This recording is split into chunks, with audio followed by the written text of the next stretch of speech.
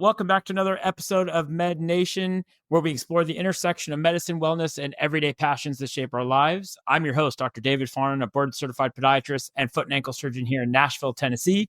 Today, we're diving into the world of golf, one of my favorite things to do. I'm an avid player as well. Not as good as our special guest here, but pretty avid. It's a sport that combines precision, power, and, of course, a solid foundation. Joining us is a friend and social media and golf guru, a buddy named Colin McCarthy here. And together we'll explore how foot and ankle health plays a crucial role in your golf game, from your stance all the way to your swing and beyond. Welcome to the show, Colin. Thanks, man. I appreciate you having me on. So, when we talk about golf may seem like a low impact sport to many, right? But it's actually quite demanding on the body, especially the feet and ankles. And I know you're going to laugh because I know how, it is. People think it's low impact, but it's really not. So can you start by telling us a bit about your background in golf and how you became what you are today, a pro per se? Yeah, so I was grandfathered in, literally. So nostalgia's got me by the balls. I won't be leaving this game anytime soon, no matter how many injuries I have. I'm currently injured at the moment. So, Oh, no. yeah, it's been a battle this whole year. So it's like you said, this is a very, very, very, very demanding sport if you want to excel at and play at a professional level. Due to that is because you have to have balance. And the only way to have balance, as you know, is to have structured feet. So it's so important. Now, how I got into coaching, I've been coaching for almost 24 years now, is because I was frustrated why people weren't as good as me. It would piss me off. It would be like, okay, why is he not as good as me? Not that he sucks, but like, oh wow, this guy sucks, but why is he not as good as me? Why can't he do it? And then people think I suck. It's like, no, you don't suck. You're just missing things that you can improve on or compensate for.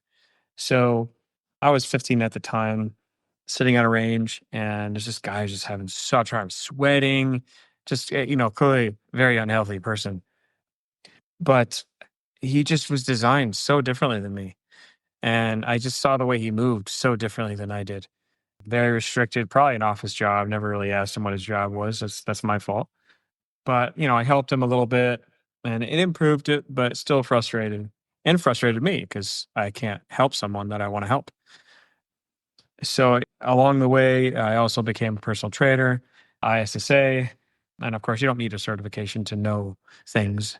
I mean, people are always like, doctor this, doctor that, certification this, certification that. But if you study the same stuff and apply exactly the same thing with better analogies and understandings, man, you mean better than most of those that already have certifications. So it's funny. I mean, but at the same time, it's learning about people, because golf, as you know, doesn't give back. It's the people that build the courses, shape the bunkers, they shape the greens, shape the fairways. People make up golf. It's just a game. It's the people. So I just started studying people, culture, and all that fun stuff. And why are people so different? What makes them so different? And that's when I stumbled upon a lot of cool information, met with some really interesting individuals that aren't even golf related. And it was an awesome journey to get where I'm at now, and still learning about people because everybody's different. Everybody has different injuries. But in a foot's case, it's the root of the tree. If we don't water the tree can't grow. It can't be stable. It will die. It will fall over. So that's where, I'm very conscientious of individuals, of how they move, what they're moving on, what they're wearing, that sort of thing.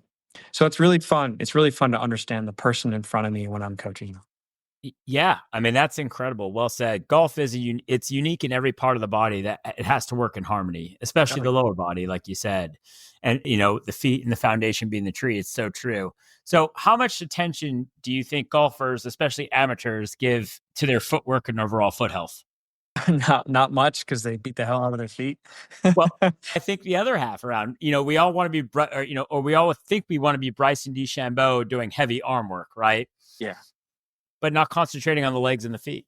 Oh, dude, he does so much footwork. He does so much stuff that he doesn't show. Right.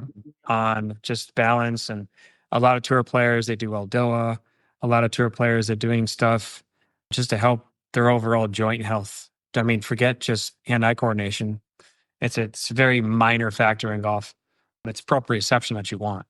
And most people don't have it. Most people don't have a high level of proprioception. They don't have a high level of balance, Right. and it's in the joints. So it's just so intriguing, so interesting to learn as I go, because it's like I know so much about the body and how fascia and everything, all they're all entangled, but everybody's different. They have a different lives, different injuries that cause their fascia to be tight in specific areas or restricted, or calcium buildup in the bones, or deformities, or the list goes on and on. I ask those questions.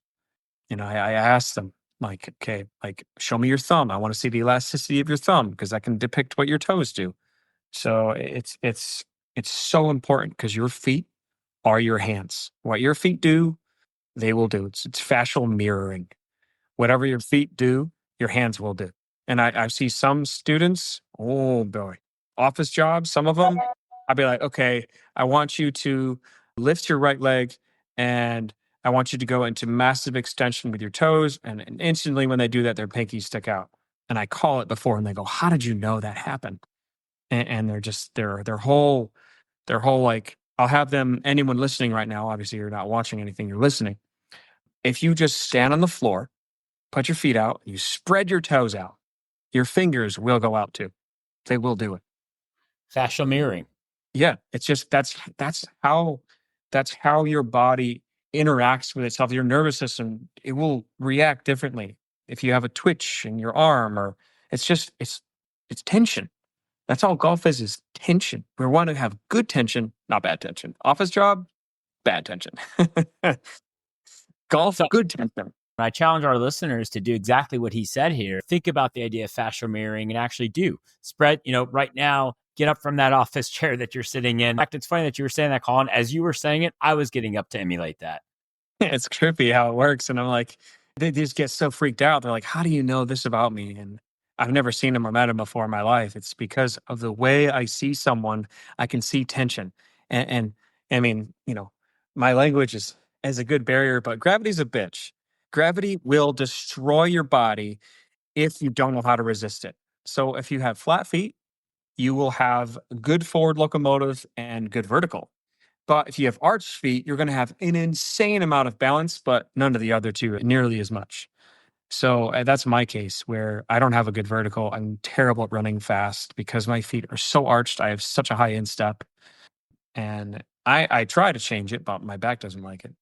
Yeah, Uh, you and me alike, buddy. You and I both really, have high insteps, so I feel the same but way. it's so bad, and I try to flatten my feet. I'm trying to work on it, but my back just says, "Dude, please stop doing that to the body." And getting my toes to be normal, and it's hard when you do that to your fascia lines. It changes so much of your body. You got to be really careful, and I think I've messed with it too much. Trying to change too much, going to, what is it called, fascial release, myofascial release therapy, and just going over Yeah. and over again. You can really mess up your body, and I think I may have explored all of these options too much for the sake of science and golf, where and now I need to really hone in on my injuries. So it sucks in a way, but it's ironic. I know exactly how to do it, yet my body's very weak right now. So it's encouraging and discouraging at the same time. Yeah. Irony is life. Yeah, I, Irony. I completely get it. So let's talk more about, the foot golf connection. So as a podiatrist and foot and ankle expert here, I see many golfers come into my office with issues like plantar fasciitis, ankle Oh, sprains, perineal pain, bunions. From your perspective, what are some of the common foot and ankle problems you've noticed among golfers? toes. Toes Yeah. are the worst because the golf shoe's just narrow. I mean, I don't have bunions. I used to have a little bit of a hammer toe. I mean, you should see LeBron James's feet. It's why he's so bad at golf. Or you look at Cristiano Ronaldo's feet, right? Same concept. Oh, they're His feet are just disaster. horrible or Messi's feet, same difference. And these guys are the Messi, goats of golf. Messi is one of the tightest individuals I've ever seen as an athlete. He's so tight. His shoulders are tight. The way he walks, everything's just so much tension. It's just he's so fast, but he knows how to use that forward locomotive so quickly, and it's incredible. Yeah. But for golf, lacrosse, same thing. It's a different fascial entanglement. completely. That's why every single lacrosse player that's very, very good, they are awful at driving the golf ball. So bad. Yet my baseball guys can do it well, can't they? Yeah, because it's a different fascial movement. Correct. And go ahead. Well, what I was going to say too. Have you seen with the folks that you've taught and just you in personal experiences any overuse injuries?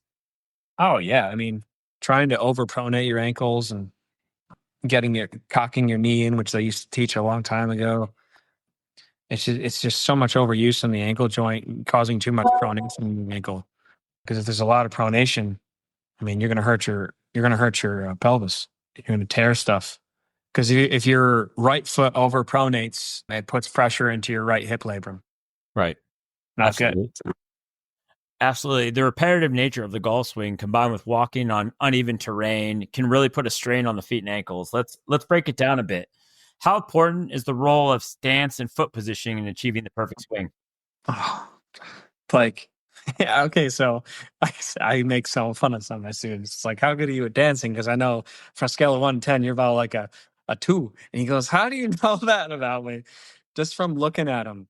Or I'll ask him, so before your wedding, did you take dance lessons? I go, yep. So it's important and it's imperative to have tempo. If you don't have tempo, it's because your feet, your ankles, your knee, your hip, something in that joint, a relationship, proprioception, that joint relationship doesn't know how to make a cognitive thought or intention of what to do before. Huh. Because you're just so used to running in a straight line forward. But golf is lateral stability. You need to have lateral stability because that's mass awareness. That's the intent of doing something before. That's dancing. 1, 2, 3, 4 step. Most people, they get to 1, 2, then they mess up 3, 4 because they lose a sense of balance. When you lose balance, your anxiety goes up. And then your eyes dart everywhere. You lose your focal point, your cerebellum can't do much. And you just you lose the swing. That's why every swing is so inconsistent. However, I have sent a few of my students to optometrists because they have an inner ear or an eye imbalance. They get that balance, they have more balance.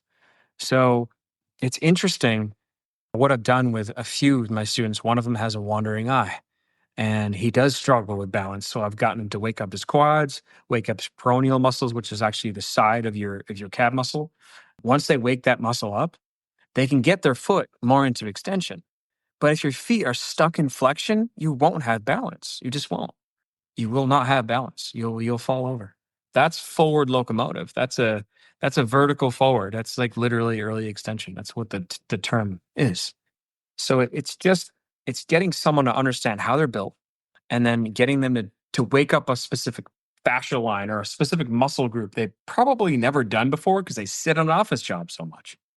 So getting them to use their quads, getting them to use their calf, and then their foot can get into extension. And they're like, oh, wow, my toes are sticking up. Oh, You're yeah, cutting yeah. out a Now little look bit, at your bud. pinky. And then the pinky's freaking out, like pointing way out there.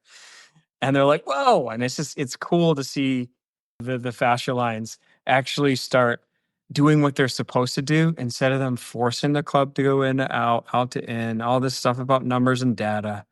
Yeah, it's great.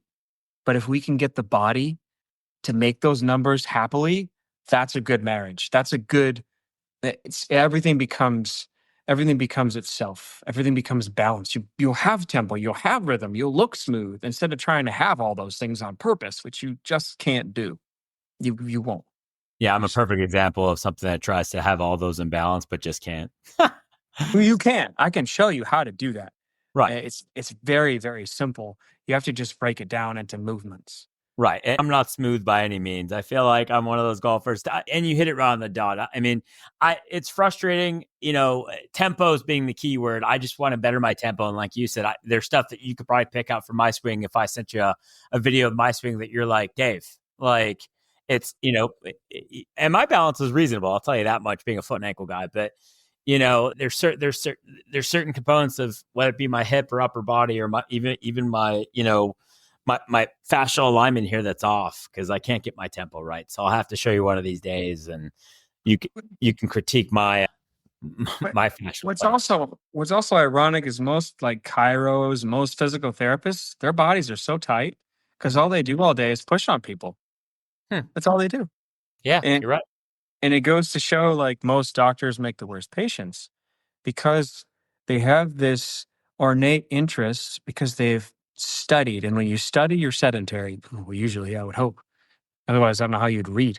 Listen to audio? I don't know.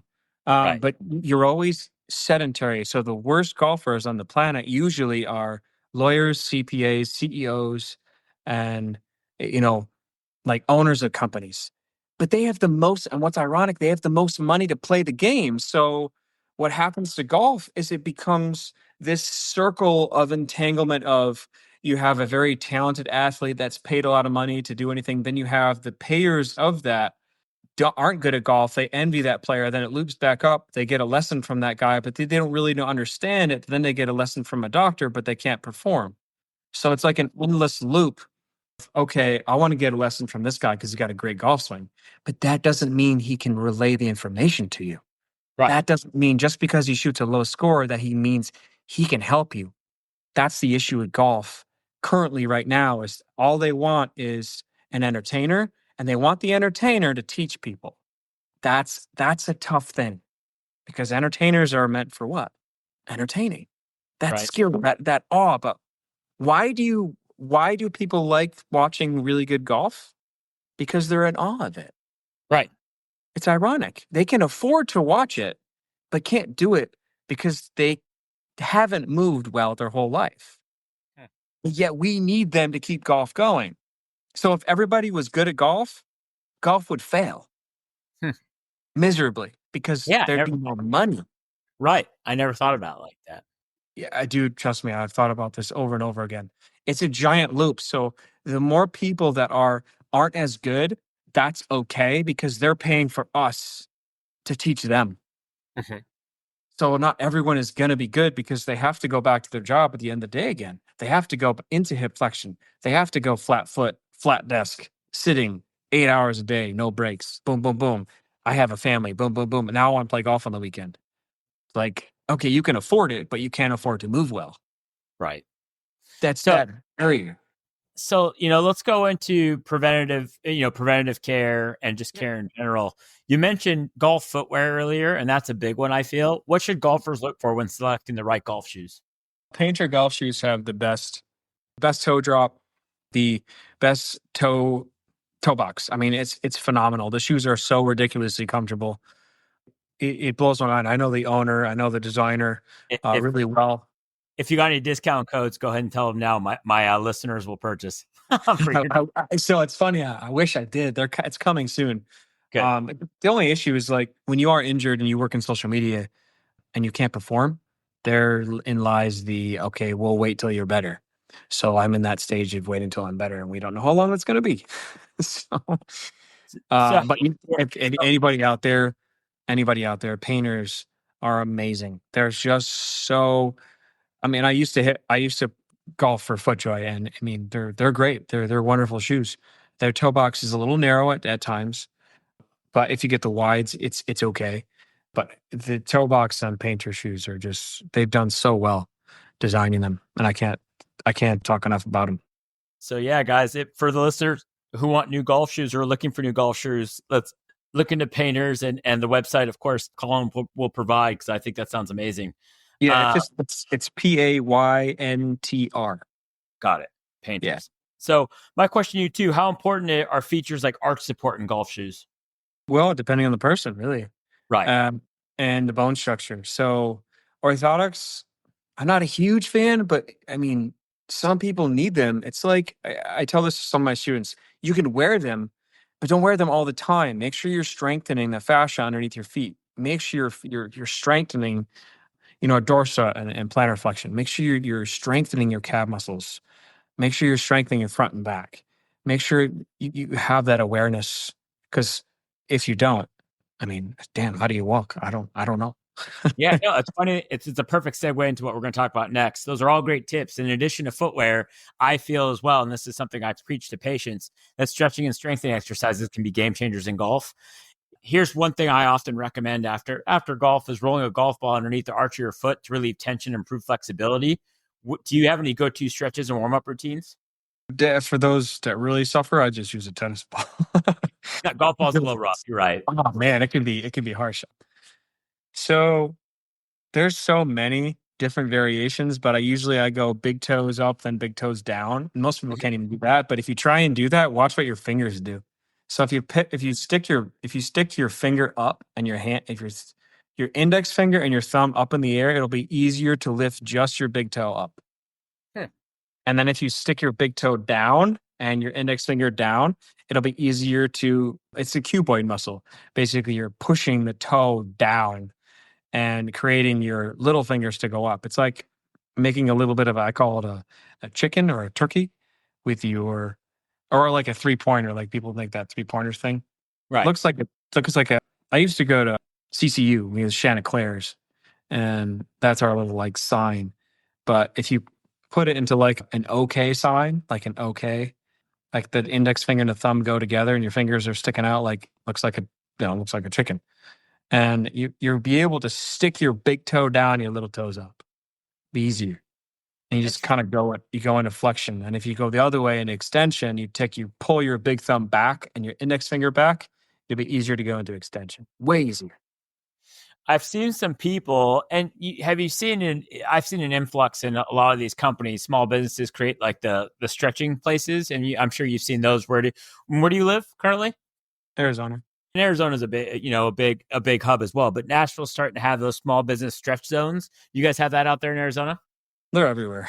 Yeah. Yeah, I was going to say. I mean, and it's a kind of a brilliant business, right? I have plenty of golfers here, of course, that have the financial means to go actually to these stretch zones before playing. Do you see the benefit in that? I mean, you should have a routine. I Right. see a benefit for sure. You should always have a routine. For my students, I just have them run a jog like back and forth. Maybe they just use the restroom or something, so they jog there and back.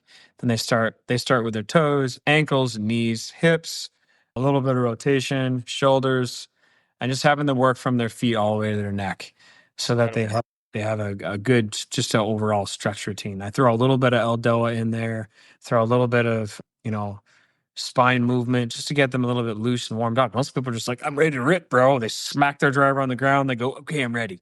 Grip Like, it and rip it. dude, it's like, my God, they don't realize what they're doing to their body, especially if they don't have a healthy diet. You have a lot of inflammation and a lot of it's just stuck viscosity in your body. It doesn't move well.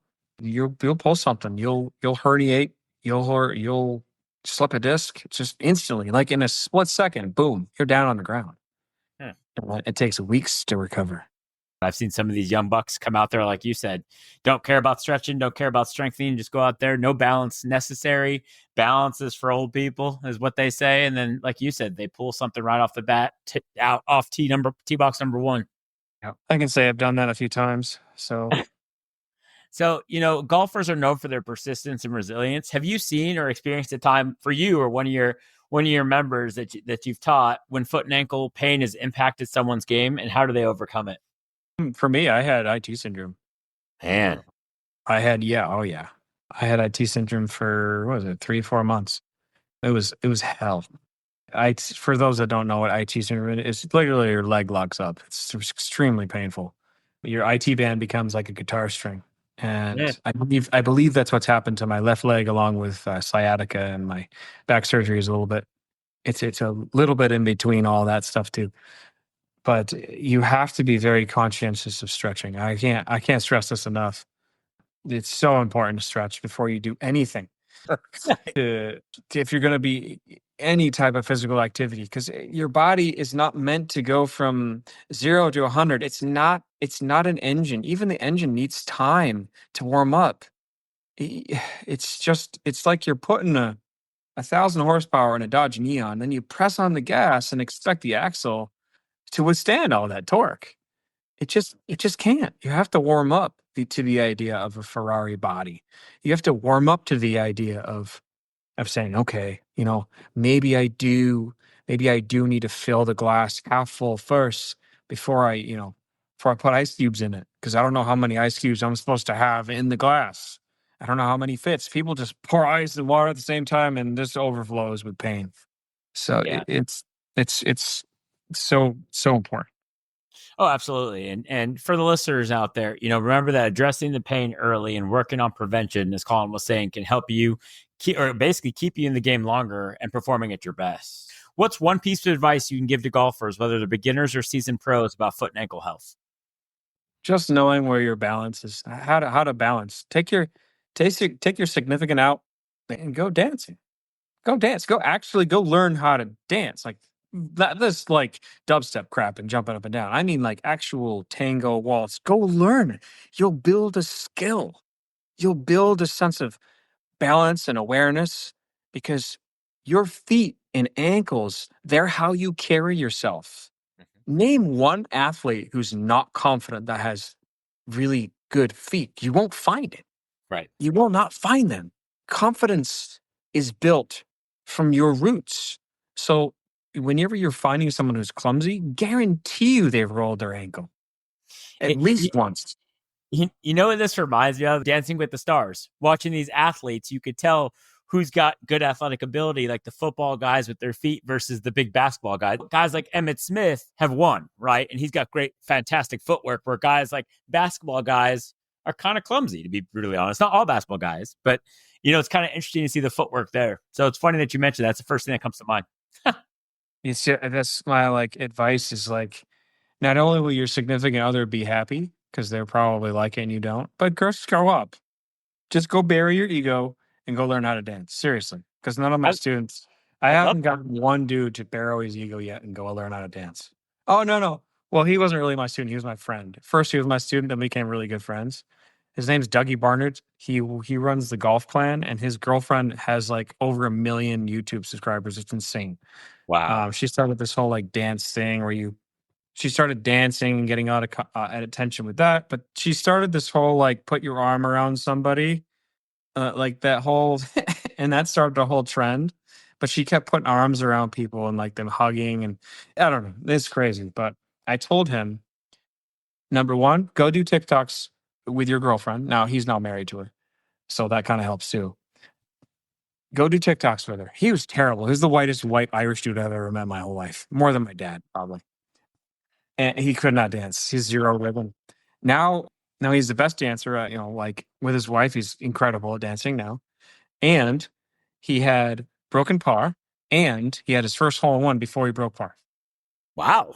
So yeah, all in a year. That's incredible. Yeah. So it's just understanding that building skill is something that most people, they don't realize is just muscle structure. It's just a skill. It's based on your muscle structure. That's all it is. Well said. Perfect, guys. So go dance. Get that skill. Suck it up, buttercup, and go dance. And like you said, bury the ego, bury the attitude, and gain that skill. Yeah. Make yourself feel, you're going to feel stupid. It's okay. You should be having fun with whoever you're dancing with. Exactly. So, well, thanks, Colin, for all the great information, the wealth of information. And for anyone out there experiencing foot pain or looking for ways to improve their overall foot health, don't hesitate to consult a podiatrist in your location. So, Colin, where can our listeners connect with you and learn more about your work? Colin McCarthy Golf, Instagram, YouTube, Facebook. I mean, you can reach out to me at Instagram. It's probably the easiest way, and it's with 1 L. And also, for the listeners too, guys, I've gotten to know Colin a little bit here on Instagram as well and YouTube. You offer virtual lessons, is that correct? Yeah, FaceTime. And you'd be really surprised. I most feel oh, I don't learn that way. So people thinking they only learn visual, physical, that type of stuff. It's actually very logically incorrect because your body can form to a learning adaptation. It can form. So say, for instance, you go blind, right? Well, your other senses pick up instantly. They need to. So it's having a coach who can explain something so you can understand it really well. So you're oh, that makes sense. Then you can make the movement really well. But if you have a coach that's having you do drills and swing into out, that doesn't help. That just doesn't help. There's no patience of understanding. There's none of that. You could stand in a broom closet in the dark and move and make a golf swing. I promise you can do it because I've done it with quite a few of them. It's really fun. So yeah, FaceTime on Golf Live app it's just, and what's really funny is my students improve more quickly on FaceTime versus in person. Interesting. There's less distractions. Yeah. There's No, like, oh, hit a ball for me. Like, hit a ball. I want to see you do it. And I do it. And they're like, okay, do it again. What are you learning? You're learning that I can do it. You can too. But they don't think they can. But they can. You can. You can do it. that's amazing. But yeah, guys, for our listeners, absolutely call, get a hold of Colin and get those FaceTime lessons as well. I've seen some results for some of his members because he does post quite a bit, especially when he's in good health. So we wish you the best of health as well and a speedy recovery. Get a hold of him, get on board with those lessons for him. So, guys, thank you again for joining us today. And thank you, listeners, for tuning in to another episode of Med Nation. Be sure to subscribe and leave a review on your favorite podcast platform. Until next time, keep your feet healthy and may your drives be as long as your putts. True. And that's it, buddy. Thanks, man. Good.